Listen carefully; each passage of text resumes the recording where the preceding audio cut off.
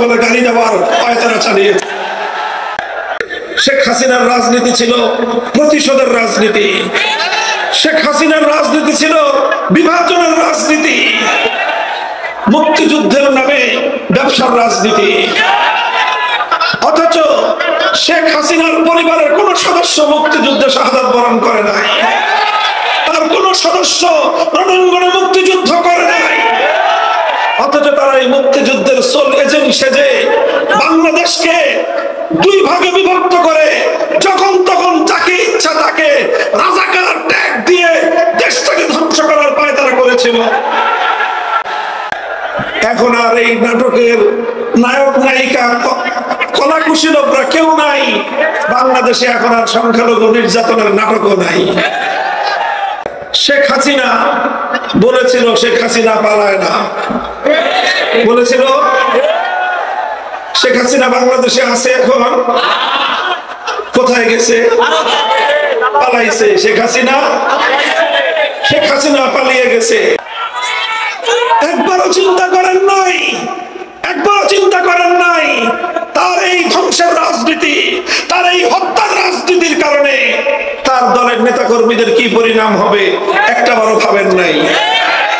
শেখ হাসিনার মতো একজন মানসিক বৈকল্যের শিকার, একটা সাইকোপ্যাথ, চরম মানসিক প্রতিবন্ধী একটা লোককে প্রতিহিংসার রাজনীতি করবার জন্য বাংলাদেশের মানুষের কাঁধের উপর আপনারা চাপিয়ে দিয়েছিলেন।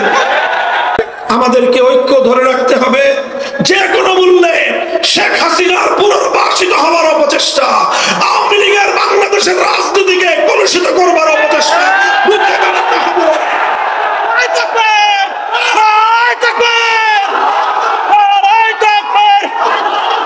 সংখ্যাগরিষ্ঠ মুসলমান, তোমাদেরকে মনে রাখতে হবে ইসলাম তোমাকে দায়িত্ব দিয়েছে যত সংখ্যালঘু হিন্দু বৌদ্ধ খ্রিস্টান এই দেশে থাকে তাদের নিরাপত্তার দায়িত্ব তোমাদের কাঁধে আল্লাহ এবং তার রাসূলের পক্ষ থেকে আমানত।